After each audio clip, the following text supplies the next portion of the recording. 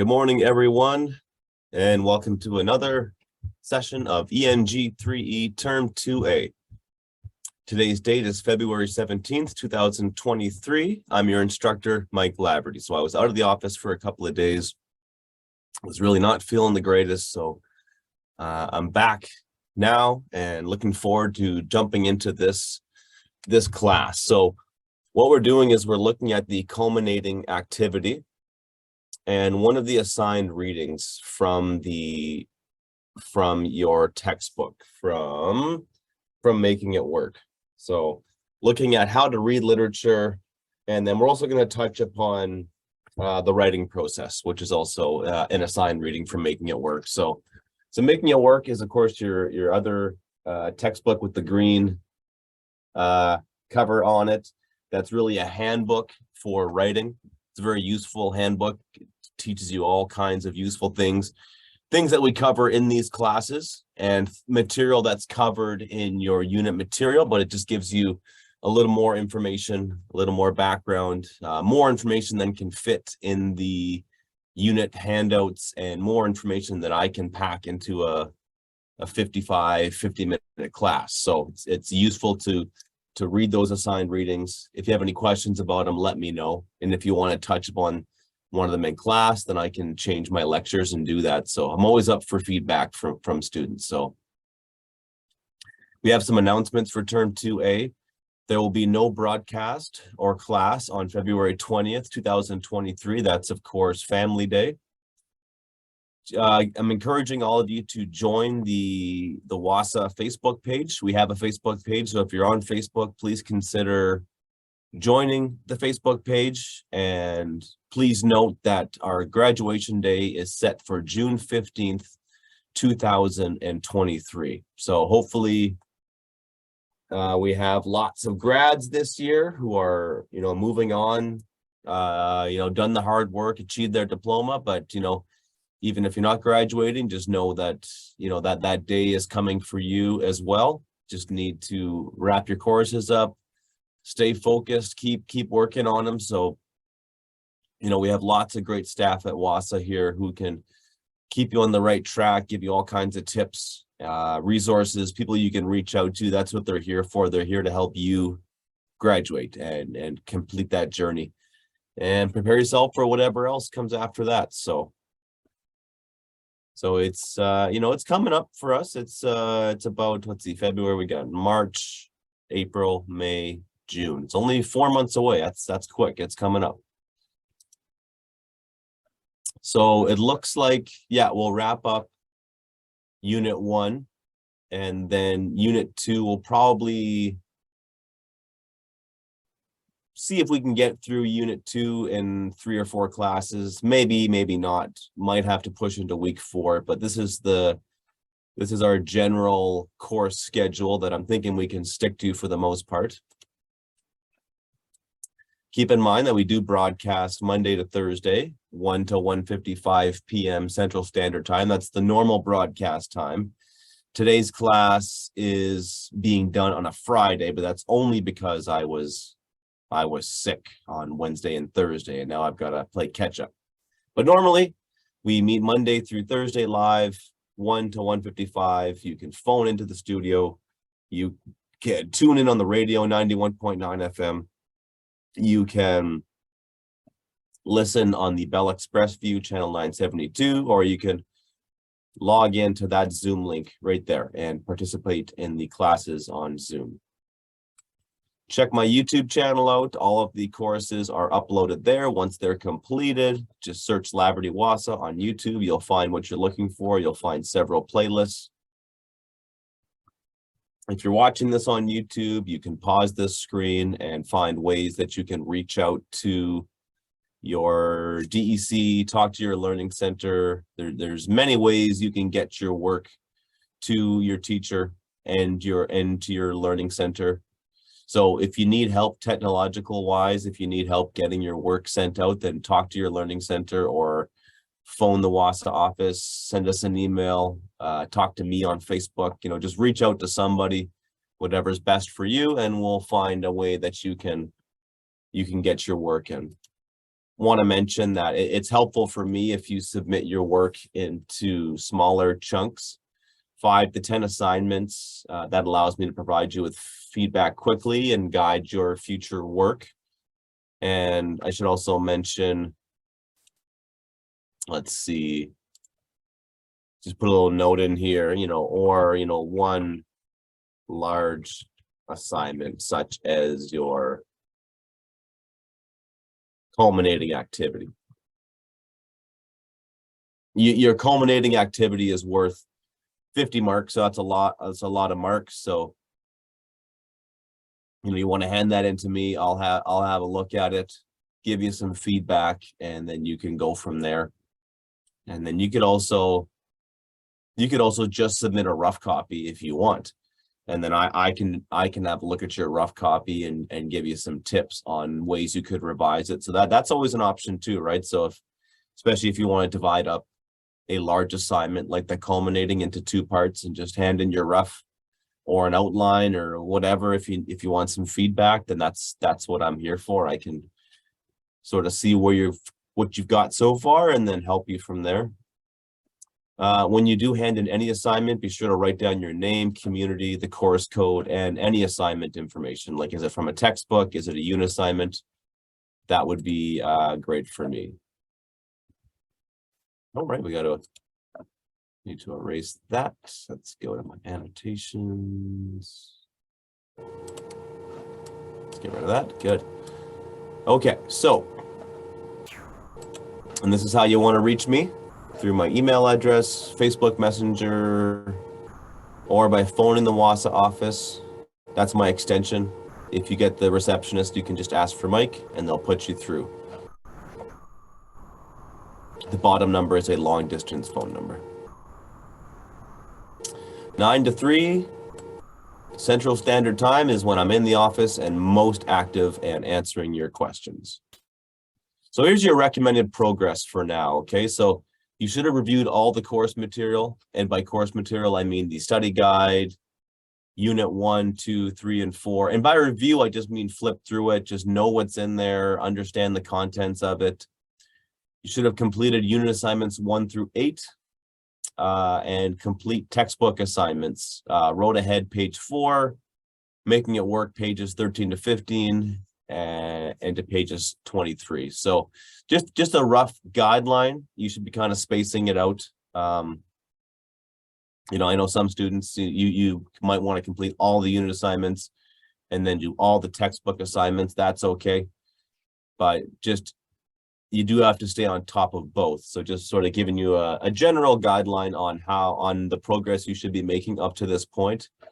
And as I mentioned before, I know that many of you are taking this as class as an independent learner and you're not tied down to the term guidelines, but I do think it could become a problem if you let things slide and you let things build up. So you don't want to have 40 or 50 assignments due in a week. It's just not good. You're going to get stressed out. You're not going to produce your best work. And even if you've got no courses after that, if you pile up too much work in too short of an amount of time, you'll stress yourself out and you won't produce your best work. I won't have the time to market. So try to pace yourself out and, do a few assignments every week, try and stay on top of the progress that I've listed. And you should be able to get through on a reasonable timeline. So today's lesson, we'll look at the article of the day. We'll explore the elements of narrative, so more on that in a few slides. We'll look at how to read literature, so that's an assigned reading from Making It Work, pages 30 to 35, and the writing process, assigned reading from Making It Work, pages 50 to 53. So if you are looking to complete the culminating activity and you need some guidelines on how to do that, those 2 readings are going to be really helpful. Those 2 readings in combination with my class today and tomorrow will put you on the right track to, at least what I'm trying to do is I'm trying to give you a foundation for approaching that culminating assignment. And I think if you follow my steps and you get off to a good start and you've got that foundation, completing the assignment is going to be no problem for you. But, Speaking from experience, I know that if you don't put the work into planning something and then you get caught in the middle of it, you don't know where it's going to go when you're just scrambling and you're running out of time. That's what we're trying to avoid. So I'm trying to set you up with an outline, and that's what these two readings really speak to. You know, breaking down all the pieces that an essay should have, and then making a plan for making sure your writing has all the right pieces. Excuse me. And then, of course, you know, we're talking about the culminating activity, which road to take. So our learning goals for today are to learn about the elements of narrative, to learn how to create an outline for a longer writing project. So that's what we're doing. So when we're writing a short story, when we're writing an essay, you know, a larger assignment. So, you know, several, not just one paragraph, but several paragraphs, you know, as you get into more advanced English courses, you know, several pages. I remember doing 10, 15, 20-page papers when I was in university, and the ones that I planned for and the ones that I made outlines for always got the best grades. And sometimes I would tell myself, I don't have time for an outline. All I have time to do is write. But looking back, I definitely had time to do an outline, and it would have helped me. And I know that the times I did an outline, things went a lot better. So that's what we're going to do today. You'll know you're successful if you apply your understanding of the writing process to complete an outline for the culminating activity, which road to take, right? So that's what you're going to walk away with after today's class. You know, you will have a strategy, and if you take notes along the way, you'll have, you know, a rough start. But the end product here is having an outline that you can use to write your culminating activity for unit 1, which road to take. Okay. So I'd like to jump into our article of the day. So on our third class of the week, I like to do an article of the day. So I like to pinpoint an article from the real world that's, you know, been published relatively recently. This one's from June 28th, 2022. And this one's about writing. So I think it's an important subject. It's relevant to what we're talking about today. So the headline up at the top here, why so many retirees are writing memoirs. And we've got our headline, we've got our caption right here. We've got our byline. So a byline is who wrote the article and who published it and when it was published. So in this case, Dene Moore was published in a special, excuse me, so a special to the Globe and Mail, which means like an extra section or something that might not normally run in the paper.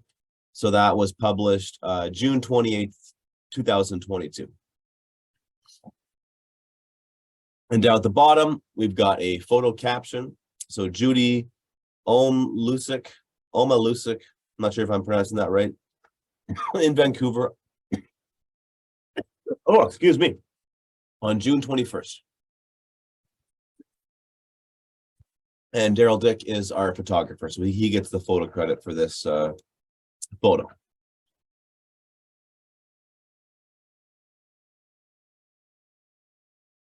So again, here's our headline. So why so many retirees are writing memoirs.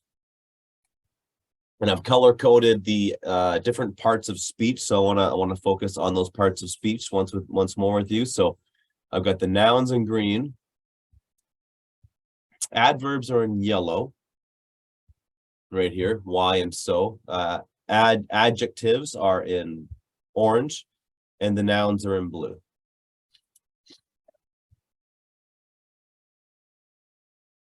So what I want to do is I want you to focus on, you know, the different parts of speech, but also we could also look at how to break this up into different parts, right? So in previous classes, we've been talking about subject, verb, and object. So just looking about how sentences are breaking down. So the subject of the sentence is really important to figure out, to know like what's the main idea. And subjects are pronouns or nouns, right? So they're always things, right? So if we look at these last words, retirees are writing memoirs. So that's the main idea of the sentence. That's the subject is retirees. The verb is are writing. So are writing. Writing is the main verb. Are is the auxiliary or helping verb, but they work together as one verb. So retirees are writing memoirs. But then if we add a word, many retirees are writing memoirs, then the meaning changes somewhat, right? So it's many retirees are writing memoirs. And then we have why. And that's not just many, it's so many. So many retirees are writing memoirs. That could be a sentence, or we could say why. And then the why at the start of it changes everything, right? So the retirees are still the subject. They're still the main focus of the essay, but these adverbs have really changed the meaning of it to say, you know, why? Why are so many retirees writing memoirs? So it changes the focus of the question, turns it into a question. And I know that what I'm about to read is going to be an exploration. It's going to hopefully explain why so many retirees are writing memoirs, you know, now as opposed to, I don't know, 2 or 5 years ago. And yeah. And so adjectives modify nouns, and adverbs modify other adverbs, and they modify verbs, right? So they're really just modifying words, and they change the meaning of a word, or in this case, they change the meaning of an entire sentence.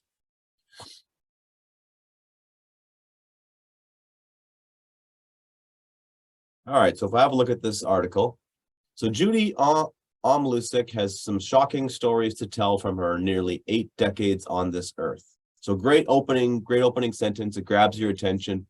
The first sentence of an article is usually what we describe as the hook. It hooks the reader in. It gets their attention. So she doesn't have some stories. She has some shocking stories, right? So we have the adjective shocking, right? It started in her 20s when she divorced her when she discovered her adoptive mother was, in fact, her grandmother, and the girl she knew was her sister growing up was really her birth mother. She has also survived different types of abuse over many decades. So we got 2 interesting facts about her life. One, discovering that who she thought was her sister growing up is actually her mom. And that her adoptive mother was really her grandma, and someone who she thought was her sister was actually her birth mom, and she's survived abuse, right? So she's got like an interesting story. She's a resilient person. She's been through a lot. Now a widow, comma. So that's an introductory phrase. We're going to be looking at those in a bit. The 79-year-old spends several hours a day, 5 days a week, writing her memoir. She wants her own 2 children, her family, and her friends to know her story and what her journey has meant to her. If it ever finds a larger audience, that's just a bonus. It's been a very cathartic journey, right? So when something is cathartic, it means it's like a purge, and you got a bunch of built up feelings and thoughts and emotion that are building up inside you, and you don't know what to do with them. So in this case, you write them down, right? So catharsis is usually like a release through art, whether, you know, you can have catharsis by painting or making something, you know, just being busy with your hands and creating something, and then you bring something out of yourself, and that's catharsis. I don't think things like this should be kept a secret, because I live with secrets for so many years, and it's just very healthy to unload. Miss Omlusik started her memoir in earnest in February, writing a long hand and sending the pages to her sister-in-law to type up. Her goal is to finish the manuscript soon. She plans to print copies in book form for her son, daughter, and others in her immediate circle, and possibly submit her story for publication somewhere. But her main goal is to share the memoir with her loved ones, which now includes the dozens of cousins and relatives through her father, who she finally located and met in '96 when she was 54. So we've got a story here. It's just the beginning of the story, but we don't have time to do it all, but just, you know, she's writing her memoir, she's getting her stories down. And so I think just wanted to provide you with a little bit of inspiration for, for writing your story. So, and, it's good writing, but it's specific. It's working on one main idea, this one woman writing her memoirs, the stories she has to tell, why she wants to tell them, what she's going to do with them, right? So it's really just expanding upon one main idea. So that's what I really want to focus on with your writing. You're really just developing one main idea, just in several different ways with several different examples, right? Especially if you only have one essay to write, only a series of paragraphs. Okay. So we're talking about your culminating activity, which road to take.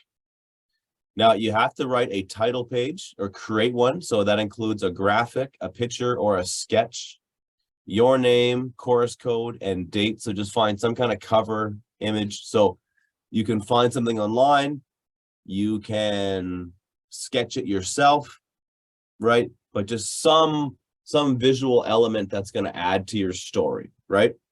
And then put your name, the course code, and a date. So if you do just find an image online, spend some time, find an image that's meaningful, like try to find an image that's from where you went, or right, or it's, I should read your story and be able to and realize, okay, that's why they chose that image. It should be fairly obvious. And if you decide to sketch your own picture, this is not an art course, so I'm not grading you on your ability to sketch something, but just try your best, sketch something, put it on paper, and then that's your title page. You'll do a rough copy and a final copy. And I want to note here that you are, the rough copy should have, evidence of revisions and edits. Okay, so I should see where you've taken that initial draft and then you've made it better. And this is in your unit 1. If you flip right to the very back, you'll see the you'll see the actually, no, sorry, I'm confusing this with my other course, right? So it doesn't actually specifically say, but okay, so for this one, we will say undo, rough copy can have evidence of edits and revisions. But with that being said, your final copy, it can't just be you typing out your rough draft like neater and looking better. That's part of it, right? But like the whole point of producing a rough draft and a final copy is to make 2 different versions, right? And the rough draft is like it's meant to be rough, right? That's why they call it a rough draft. So in the rough draft, you're still getting your ideas figured out. You may not have your paragraphs in the right order that you think is the best order. Some things might be undeveloped, right? You're just getting ideas across the page. There could be stuff in the rough draft you don't even put in the final draft, right? Or everything in the rough draft might be in the final copy, but there's more stuff to kind of flesh it out. So yeah, so just really keep that in mind. The rough draft is a rough draft. I want to see you writing in full sentences. Maybe I'll put that down, right? So with the rough draft, a rough draft is written in full sentences, but the writer is you're still trying to figure out what you really want to say, and how to say it. Right? So hopefully that makes sense, right?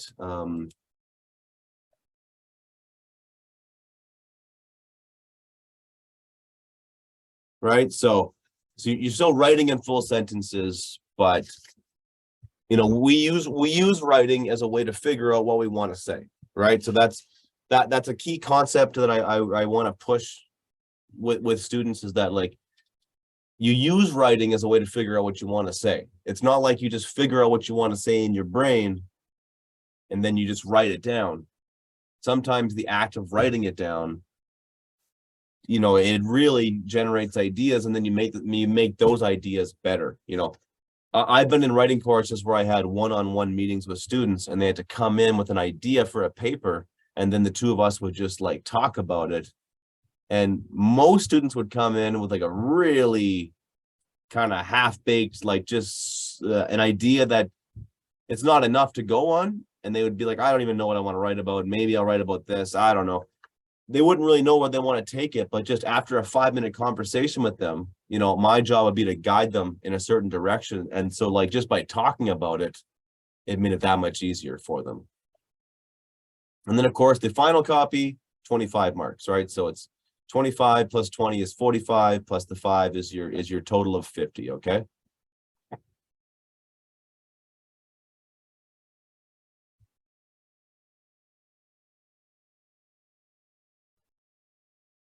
All right. So if you look at the assignment guidelines, you know, your short essay gives you the opportunity to answer these questions. The questions that were posed at the in the unit. So who are you? I'm also saying this could be who are you or who were you, right? Because with this assignment, the road to take, you're often looking back on a journey you took.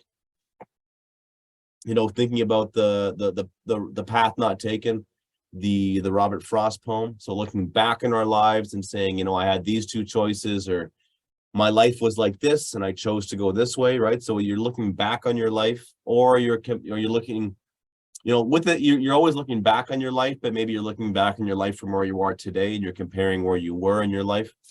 Who are the people who have shaped you? And then again, who were the people? So maybe those people aren't around anymore, for example. How do you shape the world around you, and how did you shape the world around you? So, right. So that's the main question. So it's a chance to explore who you are as a person. It's a chance to explore the way that you changed the world and how the world changed you. So before we write our essay, we're going to create an outline that guides and should quicken. So hopefully that's news to your ears, right? It should make things faster for you. A short amount of time, like 20, 30 minutes at most, I think, spent in preparation can save you hours of frustrations later. So that's the whole point here, right? So we could be frustrated for hours, or give up, or, you know, have the dreaded writer's block where we don't know what to write about, or we can put in a bit of preparation ahead of time and really save ourselves some headaches. So what you're doing is you're making a map to follow. You might take a different path halfway through and kind of take it in a different direction, but your destination is going to be the same, right? So you're still starting from a certain point.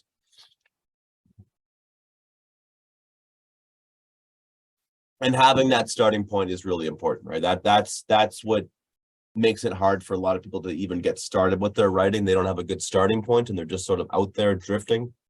So you're going to have a really strong starting point by going through these exercises. So what we're going to do is we're going to do a story planner. So we're going to fill in the blanks to create an outline for our essay, right? So before I write a page or even a word of my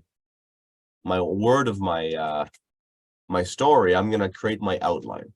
And as I create my outline, I almost will always generate some text, like for my actual paragraph, right? If you do this right, you're going to start generating ideas right off the bat, okay?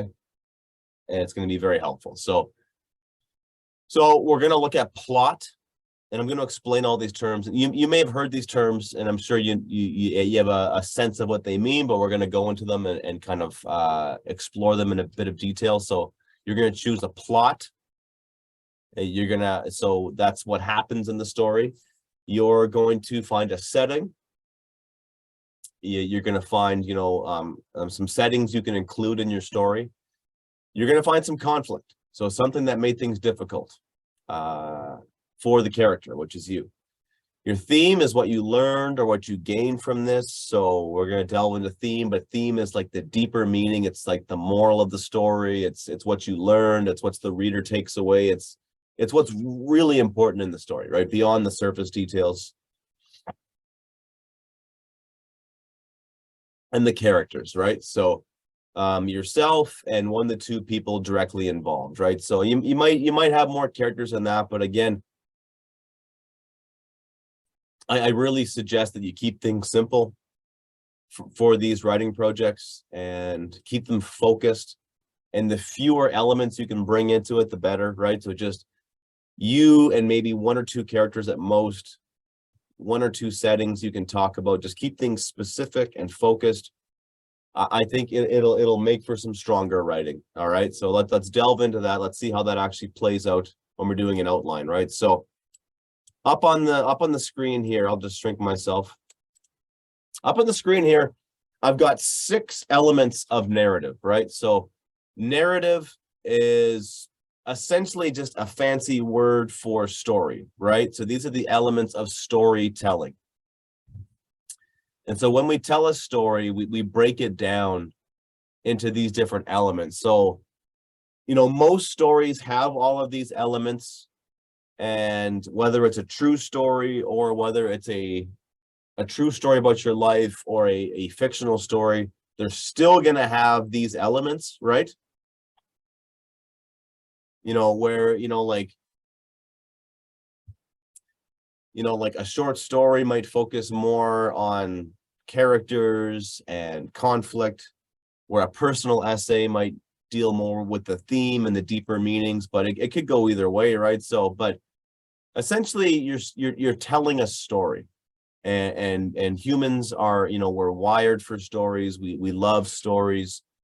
It's one of the best ways we learn is through stories. So you're telling someone a story about your life, but more on this later, but you're not telling the whole story of your life. You can't tell your whole life story in like a short essay, in like a couple of paragraphs, or 2 or 3 paragraphs, or whatever you choose. Well, you can't do it.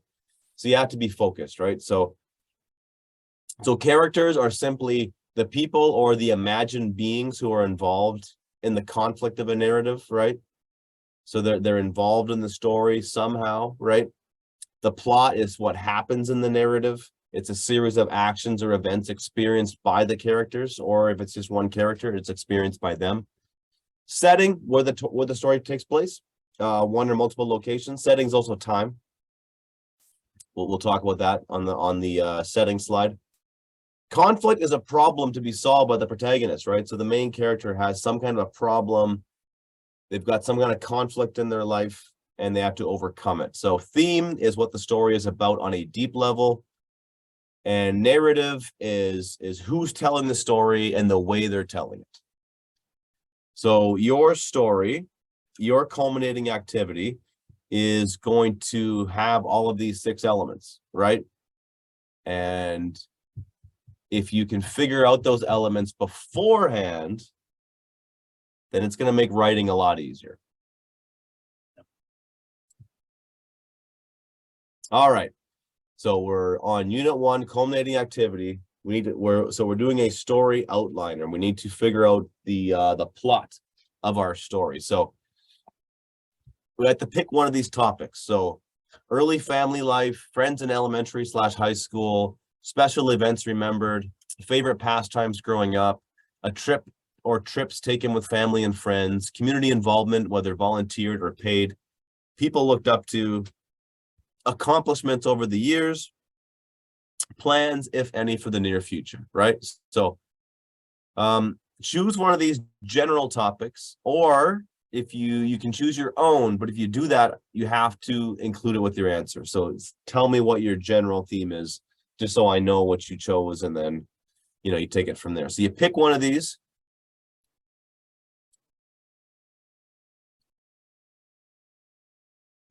So you pick one of those topics from this page. Okay, so you just pick one of them.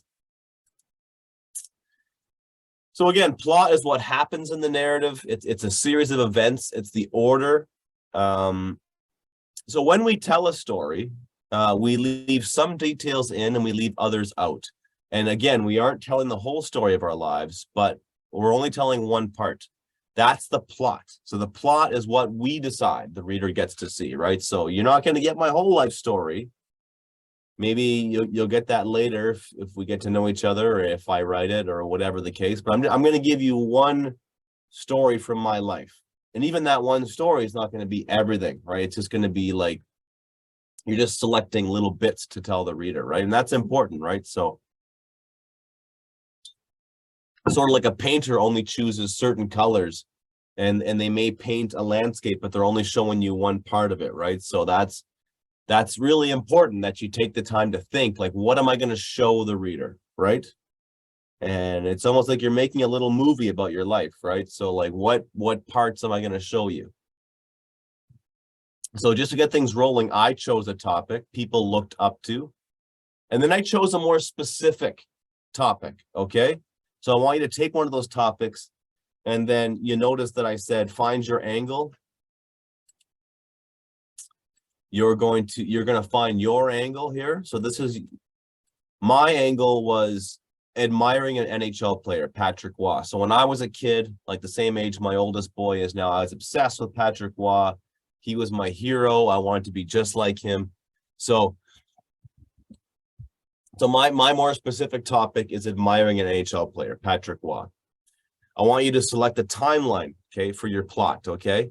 So timeline is also like setting in a sense, but it also determines your plot, okay? Because you're picking one part of your life to write about, or you might talk about like what I was like in my 20s versus what I was like in my 30s, but then you can write that down. That's the timeline of your story.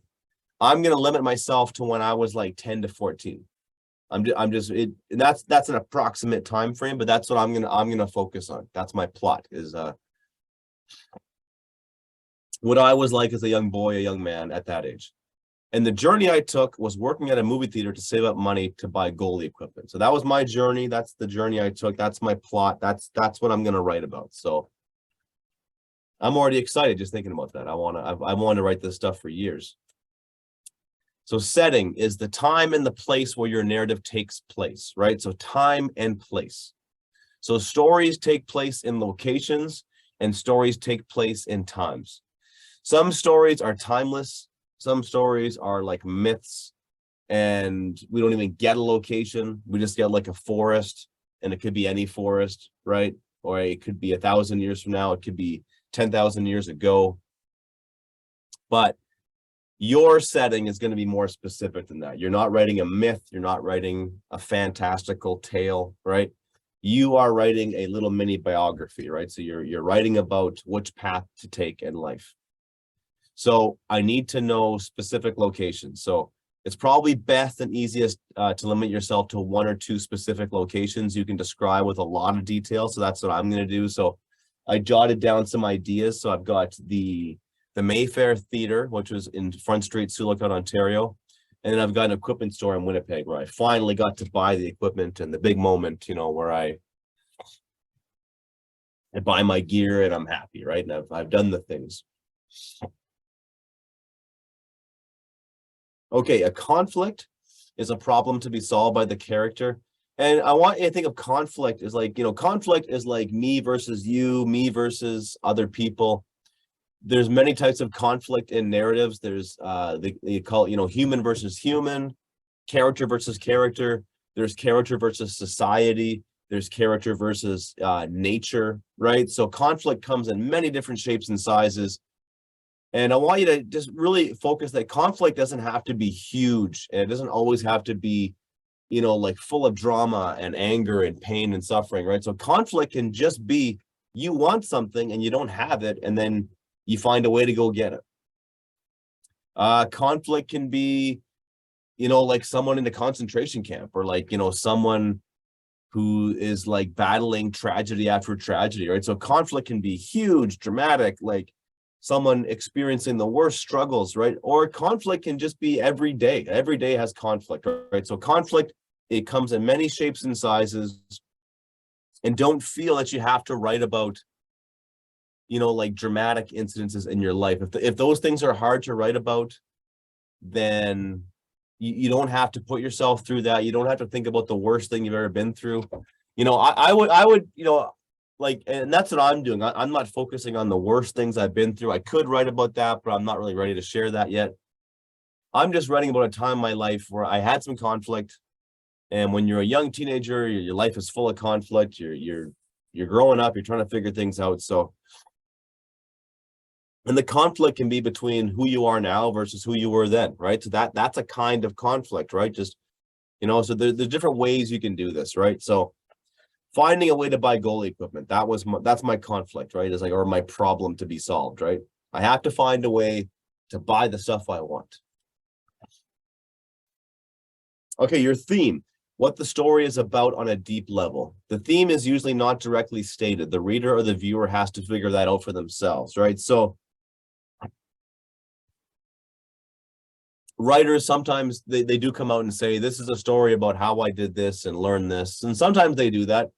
I would say that usually they don't really come out and say, like, this is the main idea. This is the deep thing I want you to figure out. It's like, I've compared this to like a joke, right? Where like the person who tells the joke doesn't explain to the audience why the joke is funny. They just tell the joke and then you figure out. And the joke is the deeper meaning. The joke is like what the joke is getting at.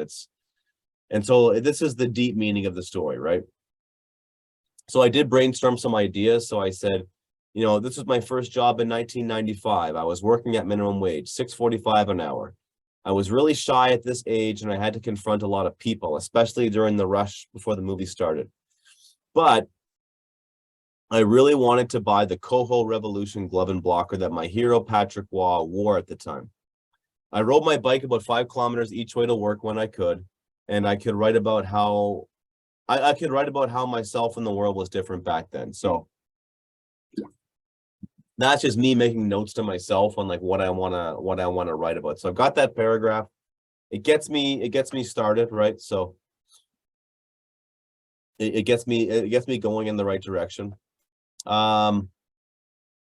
This one's easy, right? For this project. So it's the narrative point of view. So again, it's who tells the story and how they tell the story. This one is already decided for you. You are writing a first person narrative. So we're gonna talk about other forms of narrative, especially, when we look at other selections in the reading anthology. But for now, we're just talking about first person. And a first person narrative uses the I pronoun. So I grew up I learned a lesson that winter. I often wonder what happened to him. After the storm was over, I walked back to the beach. So that's the first person voice. It's me telling you a story directly. It's not someone telling you a story about me, right?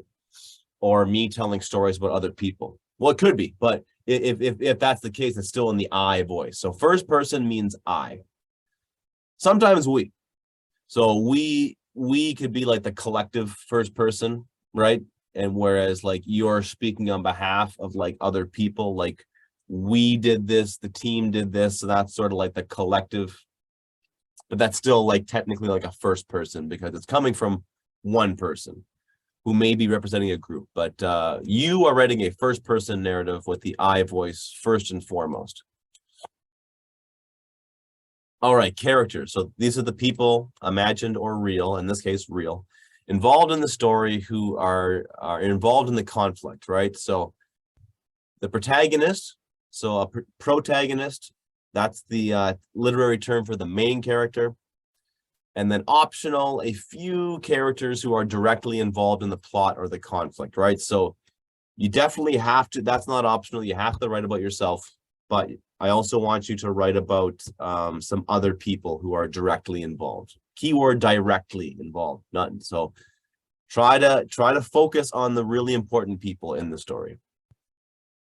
If you had 10 pages to do this, then you could bring in lots of other characters, but you don't have that time. So you got to keep it to the main characters. All right, so characters can be divided into categories. Like there's the protagonist, there's often an antagonist. So anta or anti means opposite, right? So the antagonist is the person that most opposes the protagonist. And this can be the protagonist, right? So you can be the antagonist and the protagonist, right? So, you know, you've heard the phrase, I was my own worst enemy. So that you could take that angle. Sometimes the antagonist can be nature itself, society, or some other non-human villain. And so we have minor characters. These are broken down into secondary. Secondary characters are close connection to the protagonist, and tertiary, which is like third, which is like not directly connected to the protagonist in the story. So again, I want you to have characters, right? So there's main characters, secondary characters, right?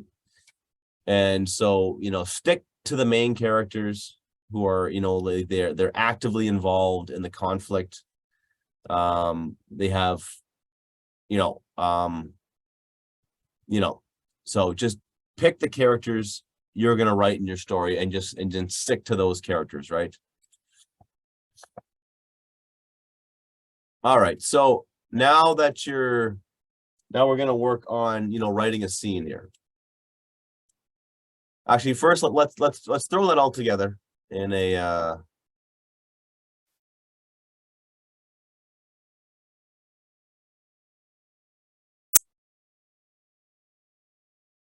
let's pull up my Word document.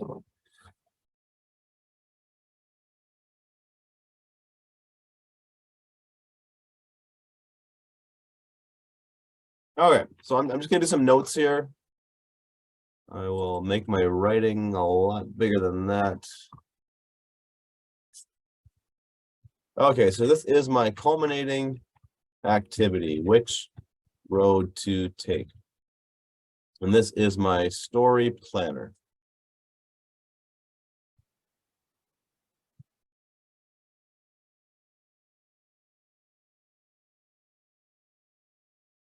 And so the elements that I need for my story planner,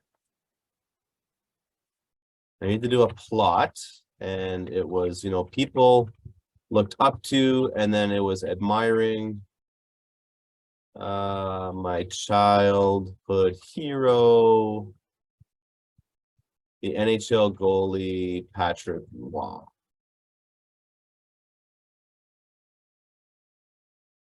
Okay, and then I had my setting, I had my theme, I had my,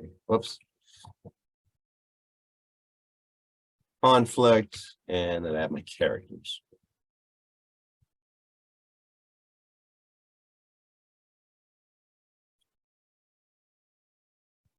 I think that's how so plot, setting, conflict, theme, and characters.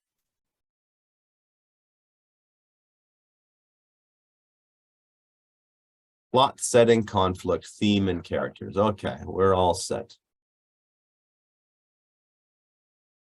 And so setting, I'll put settings. I'm going to definitely do the Mayfair Theater.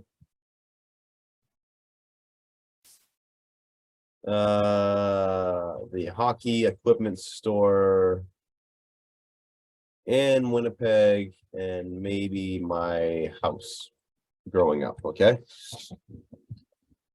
My conflict was trying to find a way to pay for new goalie equipment. And then myself, I guess Patrick was kind of a character. I don't know, might get him in there. And then maybe my parents and my boss at work. Friends at movie.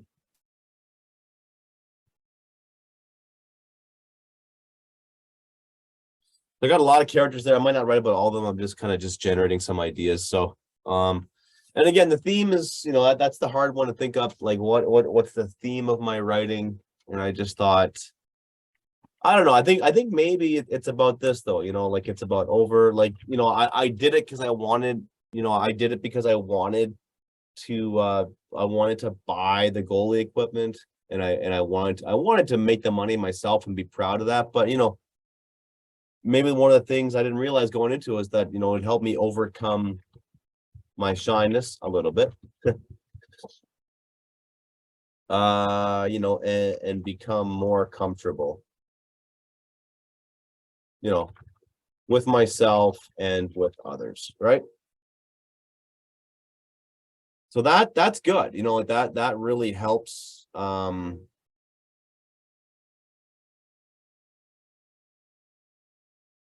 that took me, you know, that didn't take me very long because I've already given this a lot of thought, right? So it's gonna take you a bit longer because you're gonna have to work through all those concepts, right? But I thought about this for a while, so these things are immediately coming to mind, right? So, but that's my story planner in a sense, right? So I've got my story planner / outline. So there it is. So I've got some form of a starting point. Okay. Now, if we go back to our slideshow,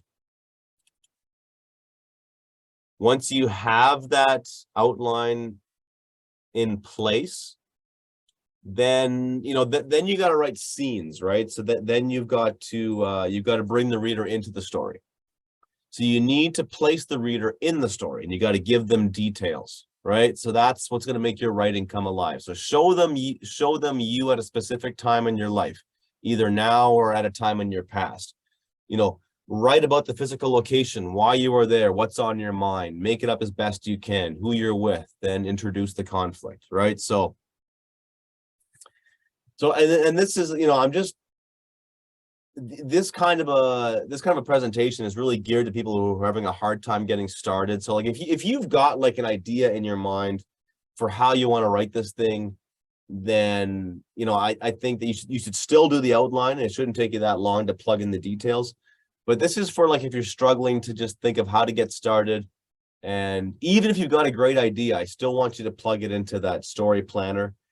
But you know, like I think the best kinds of personal writing are the ones that bring the reader into a certain moment. So you're being a storyteller, and you know you can talk about ideas and lessons and things to learn, but people like to be entertained, and they like to just picture you in a certain location doing a certain thing, right? So that's what I would suggest you do. And there are ways we can do this. So we can things we can describe. So we can start with ourselves, right? So we can start describing our character. We can tell the reader about our location and time of our story. We can tell a bit about the plot. So what the character wants in that moment in life in general. So this also covers theme and conflict. So if you describe to me a character and you put that character in a certain situation, and then you tell me what that character is doing and what they want out of life, like in that moment, in the next year, in the next month, right? Then you've already started to tell me about the conflict in their life, the theme of the story. Those things are going to start to slowly emerge, right? So, but these are the things you can describe, okay? And so when you write this paragraph, there's basically 3 kinds of paragraphs you're going to write. There's going to be paragraphs that have dialogue. So you can describe a conversation that you had between you and somebody else. And you could also maybe talk about things that other people have told you. So like, you know, my grandma once told me something wise, right? And then you respond to that. So in a sense, you're having a dialogue with your grandmother, whether or not she's still with us, or you know, it's like your piece is like a conversation with words that people have said to you in your life, right? Exposition or description. So you give the reader a lot of background information about the setting, the time, the location of your story. So you're talking about the setting, the time, the place, you know, just telling us the world your character lives in. And then narrative, which is like a monologue, right? A one-way conversation. This is where you speak the I voice, and then you tell us your inner feelings, you know, what your character was feeling, what they were going through, telling us your thoughts, right? So it's a voiceover from a movie, or imagine someone telling a story to a group of friends, right? So your focus here is to tell the reader your inner thoughts, the way you feel, the way you felt, right? So you're describing the outside world, and you know how the outside world is shaping you and how you're shaping the outside world.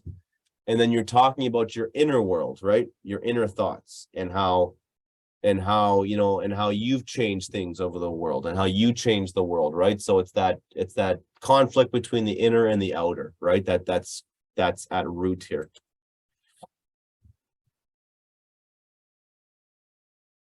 All right, so we've got ourselves yeah, only a few minutes left here, but I guess we'll just end it there with we do have a planner.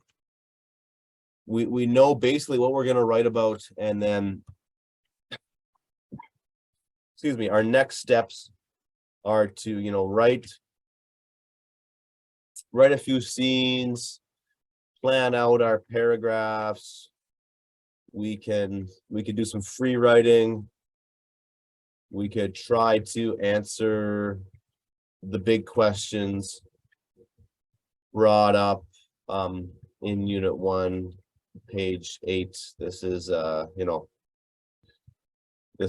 these are were you, how did others shape you, how do you shape the world, or how do, like present tense, or how did